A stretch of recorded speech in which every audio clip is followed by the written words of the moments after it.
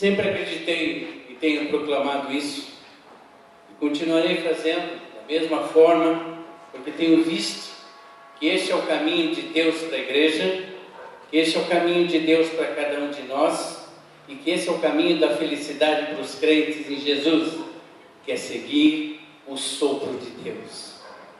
Onde Deus está soprando, onde o Espírito está tocando, onde o Espírito está testificando, onde é que Deus quer colocar você, a minha vida, a vida da igreja.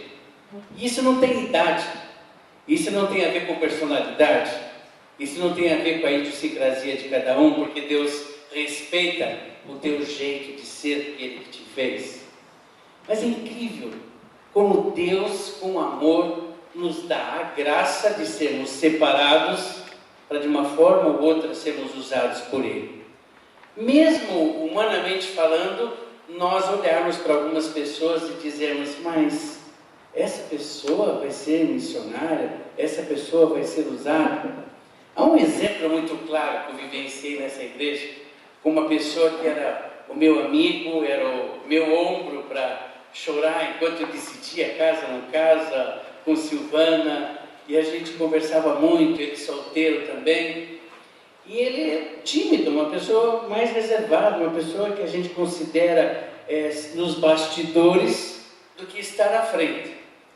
E ele começou, uma certa época, chegava para mim e disse, Deus falou comigo de noite. Deus me deu um sonho. Deus está me chamando. Eu mesmo não colocava fé, chamando pela personalidade, pelo jeito, pela timidez, por ser reservado. E amados, e aquilo confirmava, falei, eu vou fazer um teste com esse menino. Eu vou pedir para ele contar a experiência na frente da igreja do Cajuru, ele vai lá na frente. Eu quero ver o que vai dar isso. Flávio News. O Flávio subiu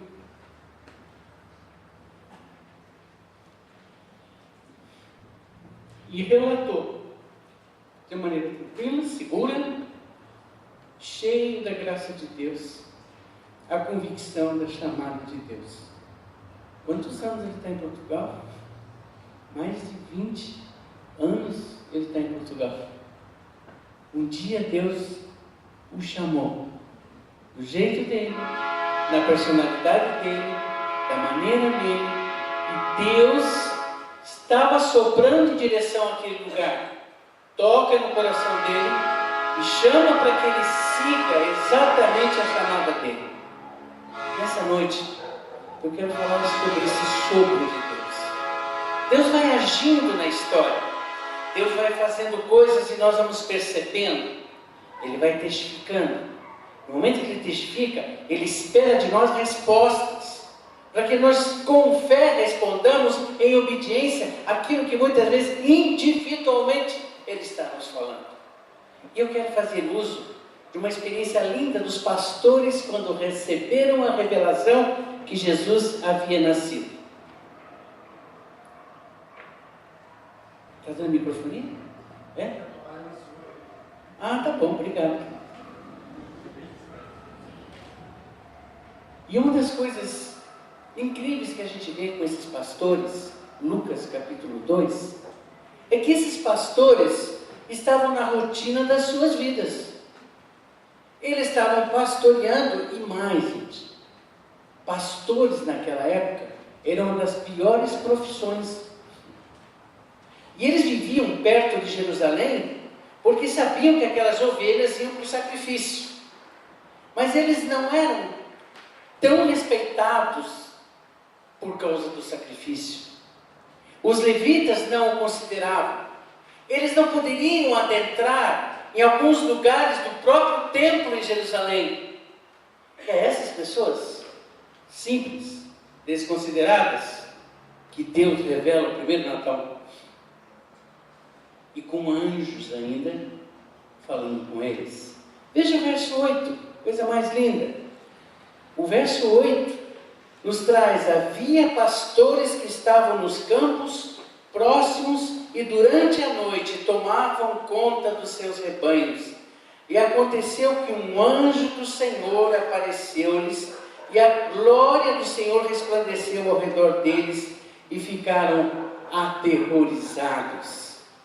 Amados, o sopro de Deus para a vida desses homens foi a própria revelação de que Jesus Cristo havia chegado e a plenitude dos tempos era a realidade que eles iam viver naquela hora.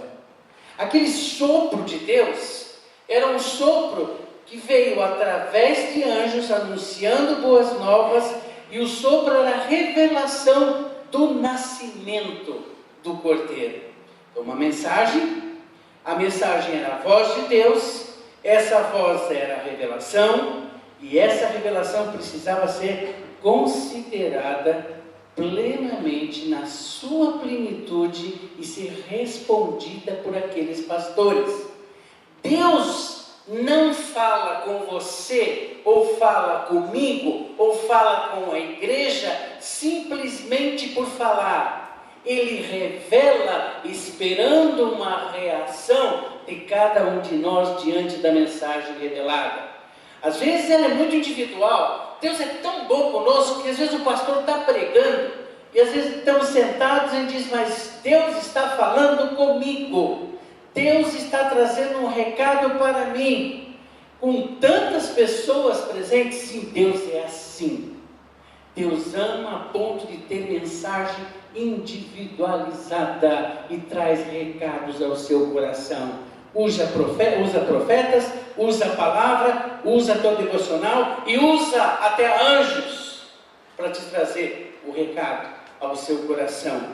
Naquele momento que a mensagem anunciada, que a mensagem, o sopro da história era o próprio Jesus, o versículo 10 diz assim: mas o anjo lhes disse: não tenham medo, estou lhes trazendo boas novas de grande alegria, que são para todo o povo. Hoje, na cidade de Davi, lhes nasceu o Salvador, que é Cristo Senhor, e isso lhes será de sinal: encontrarão um bebê envolto em panos, deitado numa manjedoura.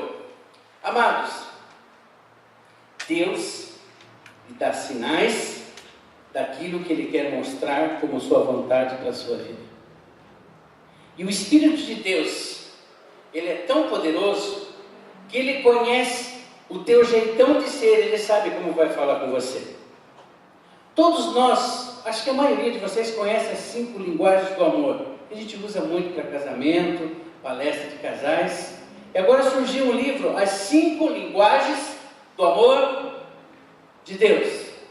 Como é que Deus fala comigo? Não é necessariamente como fala com o pastor Walter, sendo a mesma mensagem, mas ele sabe o quanto Calixto é emoção. Na minha casa, as decisões, mesmo pensadas, eu sempre falei: Deus ainda não me falou. O que significa isso? O que significa você dizer Deus falou comigo, ou Deus não falou comigo? Da onde vem a convicção? Isso é de foro íntimo. Tem a ver com a sua comunhão, com a sua oração, com a sua busca. Mas uma coisa é certa. Como Paulo disse: eu sei em quem tenho crido. Você com convicção, você diz: Deus falou comigo. Agora, essa convicção vem em função do toque de Deus. Um sinal que Ele dá.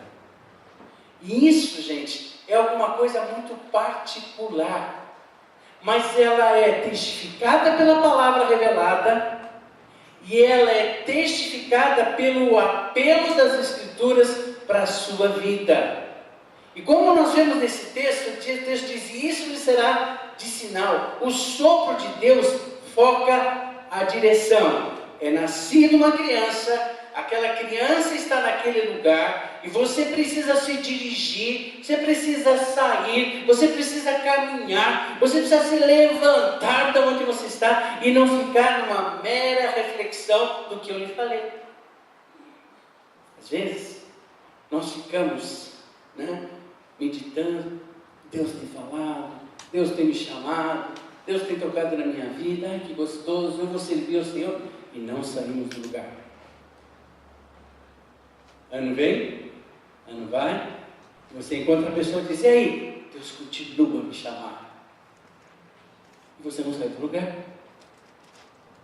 É nascido em Belém Jesus. Bem, levanta e vai até lá, porque essa é a revelação maior. Essa é a mensagem que você tem. Essa é a mensagem de Deus para haver uma resposta na sua vida, uma iniciativa que vai envolver fé.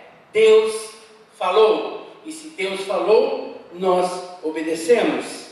Amados, esse sopro de Deus é o chamado para que fossem estar com o menino Jesus. Nós temos uma mensagem e Deus nos tem mostrado o mundo a ser alcançado. Amados, tem sensibilidade, compaixão e disposição. São três coisas que o Espírito mexe na nossa vida e que essas coisas nos provocam a ponto de fazer a gente levantar de onde está. Primeiro é a compaixão que Jesus teve. Qual é essa compaixão? Ele se empatiza com a dor, ele vê a necessidade, e Cristo fazia o que com essa compaixão? Ele trazia o recado, trazia a mensagem, trazia a resposta, trazia a solução frente àquele toque que mexia na sua emoção.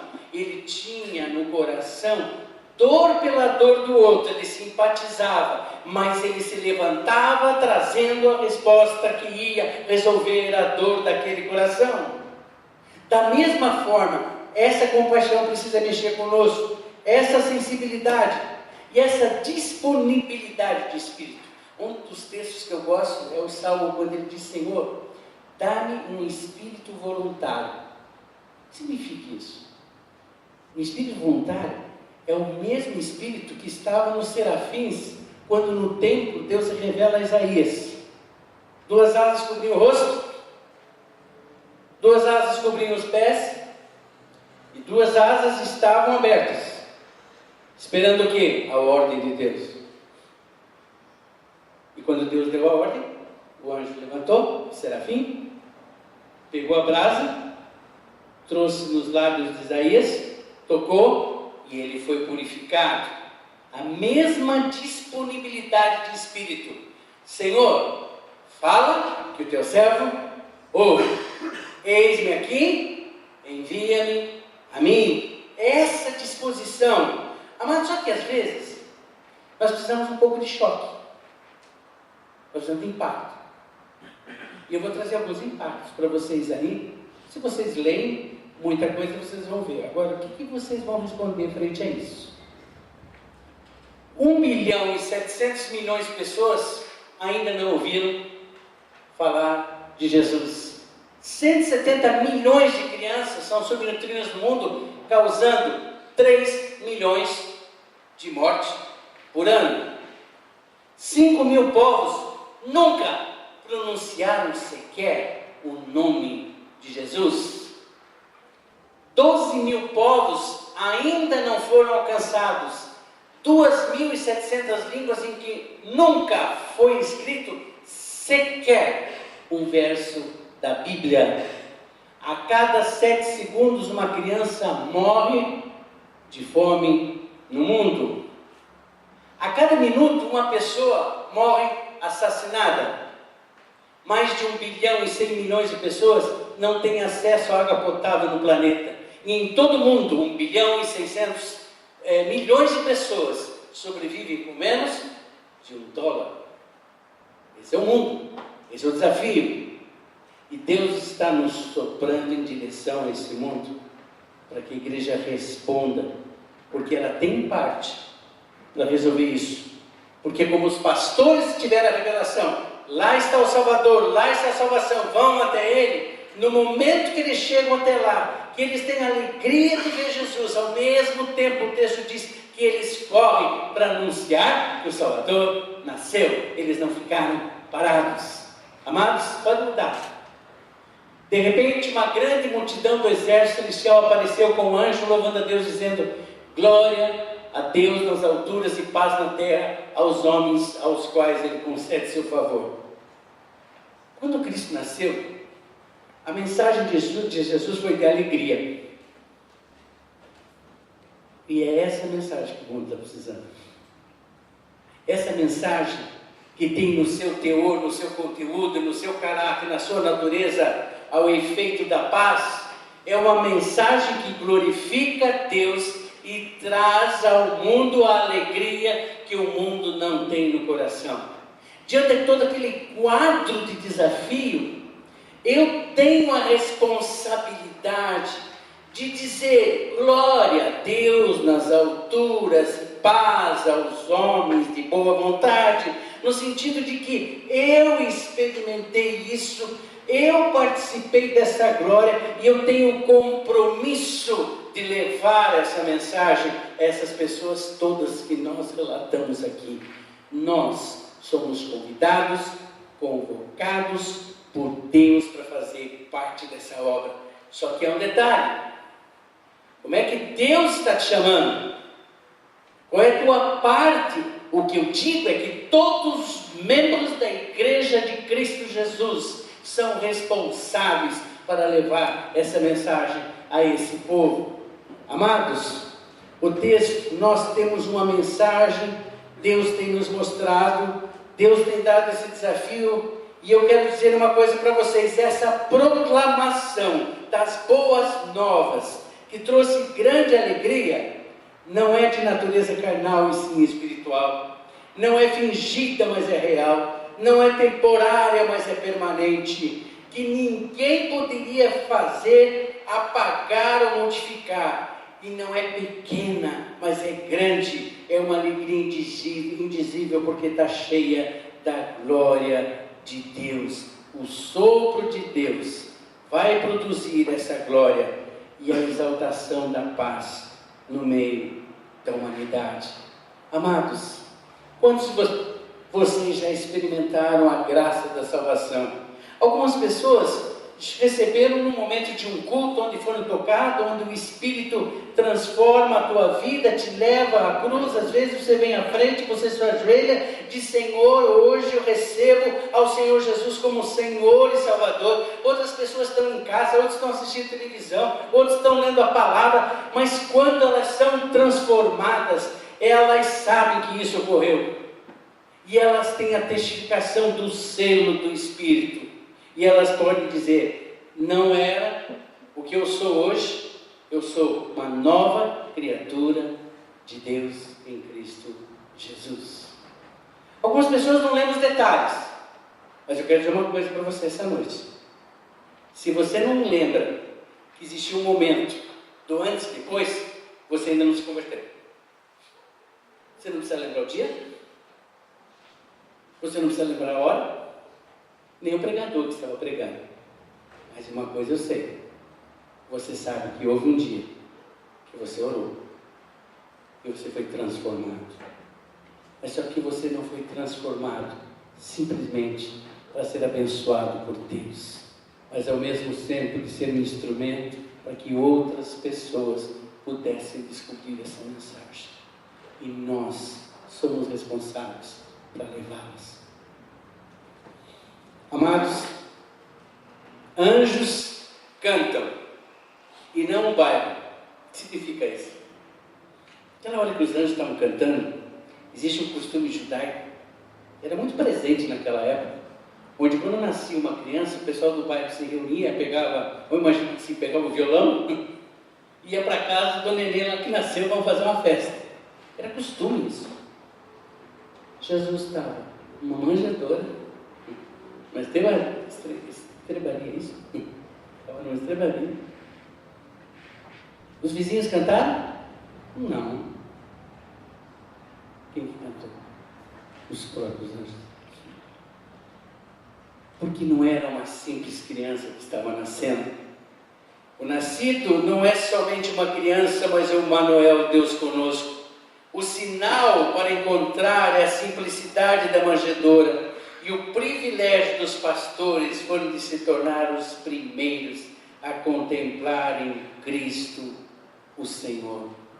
E como aqueles pastores foram impactados e ao mesmo tempo chamados para levar a mensagem, nós somos instrumento de Deus para levar a paz. Eu coloquei uma bandeira da Palestina, que Difícil vocês ficarem um dia sem ouvir sobre Palestina, sobre Jordânia, sobre Israel, sobre Jerusalém. Muito difícil.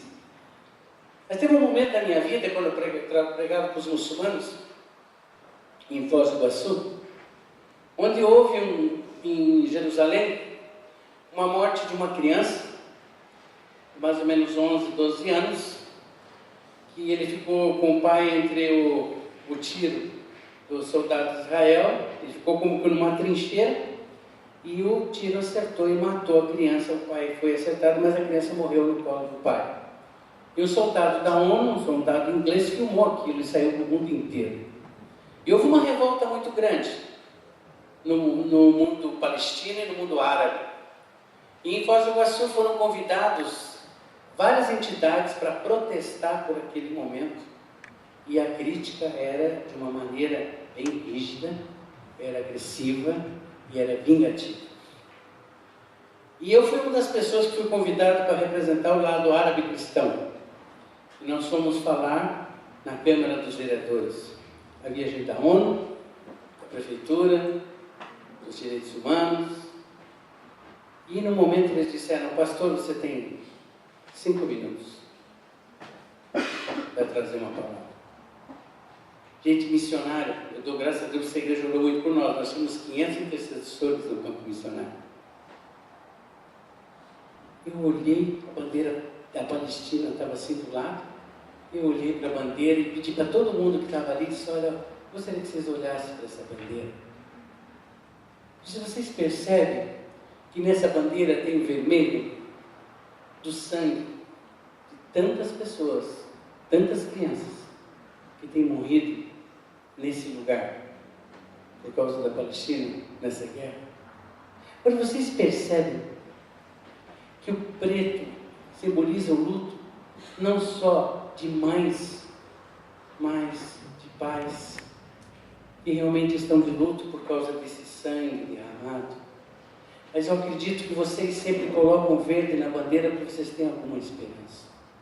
E eu quero dizer que a esperança não é o papel escrito da ONU fazendo um tratado de paz, mas é simbolizado nesse branco que simboliza Jesus, a personificação da paz. Eu tinha 5 minutos e eu tinha um recado para dar. Às vezes Deus tem 2 minutos ou 1 minuto para você num ônibus, sentado. Você precisa estar atento e sensível para abrir a tua boca e dar o recado de Deus. Que você não experimente o que uma vez eu contei nessa igreja, que eu cheguei no barbeiro, que eu sempre falava dos trabalhos aqui da igreja. Chegava o pastor e dizia: olha, vai acontecer isso, tem teatro, tem Páscoa. Eu chegava e contava, mas eu nunca falei do plano da salvação para ele. Ele não era tão, ele tinha uns 40 e poucos anos. Eu cheguei do jeito que eu sou, né? Cheguei numa segunda-feira: cadê o seu João? Vim cortar o cabelo. Morreu. Tinha morrido no dia anterior do coração. E, irmãos, que sensação. Eu falava para a igreja, mas eu nunca tinha falado para ele do plano da salvação. E o meu coração desmontou por causa disso. É lógico que quando eu cheguei em Foz, no cabeleireiro, a primeira coisa que eu disse: você conhece Jesus como Senhor Salvador? Ah, sim, já sou salvo, ainda bem. Eu não vou, aí você não escapa. Essa é a oportunidade que Deus te dá de trazer o recado, porque o teu próximo não é o meu, e você vai responder diante de Deus, como eu vou responder diante dos próximos. O sopro de Deus invoca a tua fé. Quando os anjos os deixaram e foram para o céu, os pastores disseram uns aos outros: vamos a Belém, vejamos isso que aconteceu e que o Senhor nos deu a conhecer. Então correram para lá. Essa palavra que me pega de jeito, porque às vezes, de acordo com o temperamento, assim, quantos aqui se sentem chamados por Deus e gostariam de responder chamado? Alguns vêm correndo, amém, são tocados. São as pessoas que se permitem emocionalmente ser tocado mais, o racional já fica: não, isso vai implicar em família, decisões, eu não tenho mais idade para isso, e a gente fica, né? E outros, mas tanto um como o outro vai ter que responder. Tanto um como o outro precisa responder o toque maturidade para isso. Amados, está vendo? Essa questão muito pessoal. 40 anos, 39 para 40. Eu estava aqui, naquele gabinete. E Deus disse, aqui não é mais teu lugar. Sai. E foi o ano para mim, eu disse, poxa, agora que já passou 7 anos que as coisas estão melhorando. Sai. E não tinha ninguém nessa igreja. Eu estava sozinho sentado aqui. Aliás, agora não sei onde é o gabinete, desculpa. Tudo bem, mas era ali. Mas Deus fala lá também, tá, pastor? Tá, tá bom? Não tem lugar sagrado, não, ele vai e fala. Irmãos, eu saí com 40 anos para trabalhar com a minha família, quase 15 anos com os muçulmanos. Depois fui pastorear o Bacaxiri 6 anos. E Deus, outra vez falou, volta. Só que eu não tinha mais 40, 57. Não, eu fiz 58 hoje, eu tenho que lembrar isso.